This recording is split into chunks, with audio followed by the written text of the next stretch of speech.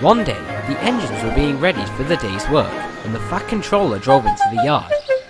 He had an announcement to make. The yards here at Chidmouth are to be reballasted. Jock or Oliver would usually bring the ballast down from Arlesburgh, but at the moment they're both busy on tourist trains. So, I've decided that James is to collect the ballast trucks. James was aghast. But sir, what about my passengers? Asked James. Edward will take your morning passenger train. You must leave immediately. The trucks are waiting. James knew that really useful engines didn't argue, so he rumbled crossly over the turntable out of the yard.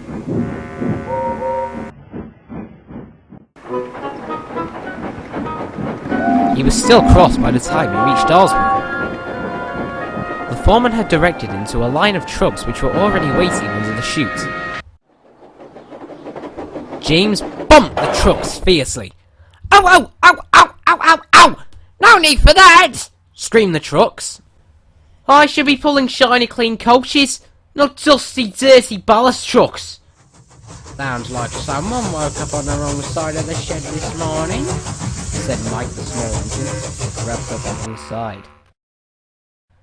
James had never met the little engine before, and he took offence to Mike's joke. And who is a toy engine like you to speak to me like that? Thundered James.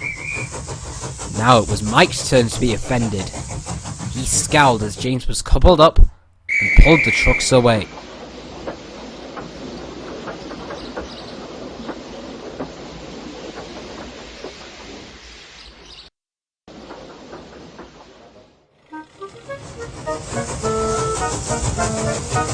For the rest of the day, Mike was in a foul mood. He treated the trucks roughly and made his passengers feel uncomfortable. Diesel was nearby, and he could see that the little engine was frustrated. That afternoon, James was busy with other duties, so the Fat Controller had sent Diesel to collect the next load of ballast. As he backed down onto the trucks, you could see Mike sulking in the siding. "Hello," said Diesel in his oily voice. "Why so glum on such a fine day?" Mike told Diesel what James had said that morning. He said I was a toy engine, pouted Mike. Diesel grinned deviously. He could sense trouble and was delighted. That James can be a real pain in the bunker at the best of times. He thinks he can call engines horrid names and get away with it. You need to teach him a lesson, and I know just how you can do it. He whispered his plan to Mike, who grinned broadly.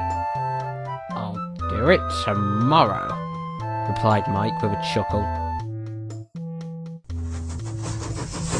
The next morning, Mike was idling in the yard while his driver was away speaking to the small controller.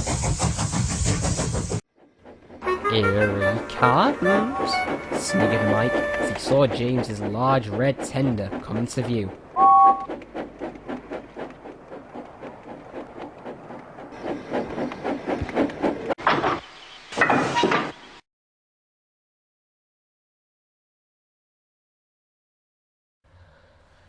James, you won't be needed to take this morning's ballast," said Mike innocently. James was confused. "Why?" "There has been a change of plan. The yard manager said Doc will be taking the trucks. You can come back this afternoon." James was delighted. "Well, looks like we have to go back to Chidmouth," said the driver. Mike sniggered as James puffed away. "The joke's on you, James."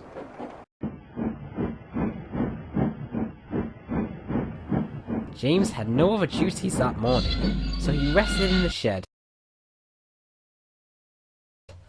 He closed his eyes and dozed in the morning sun.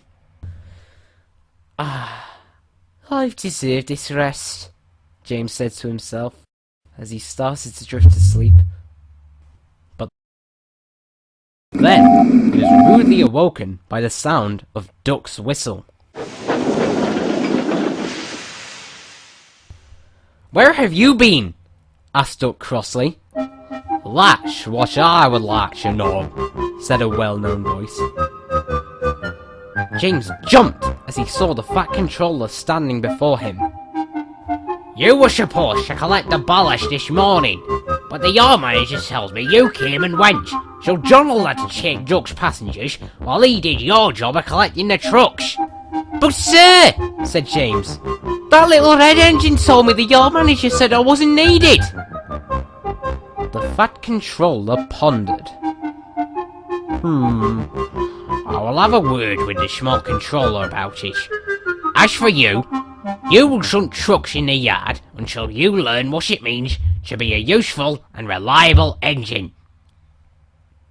That evening, the small controller had stern words with Mike. "I expected better of you, Mike. Your little stunts caused confusion and a lot of delay," said the small controller. "You shall stay in the shed until further notice, and you shall think about your actions and how you will improve yourself." As the small controller turned away, Mike did indeed think. He thought long and hard about giving Diesel a piece of his mind.